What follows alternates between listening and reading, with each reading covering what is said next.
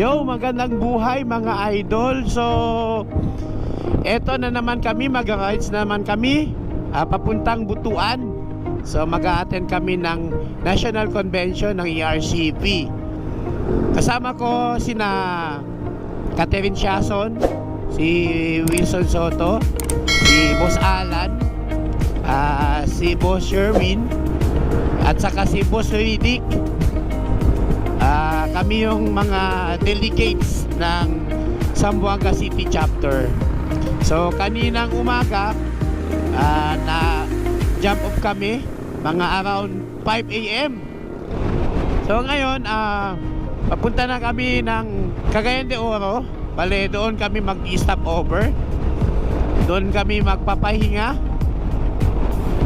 And then bukas ng umaga magja-jump off kami ulit papuntang Butuan. So shoutout nga pala sa mga followers natin. So maraming salamat mga idol sa pagtitiwala at pagsusuporta sa page natin at saka sa YouTube. And syempre magpapasalamat din ako sa mga nagbigay ng suporta sa mga co-members natin ng ERCP Zamboanga City Chapter. So nagbigay sila ng mga donations. So maraming salamat sa inyo mga idol.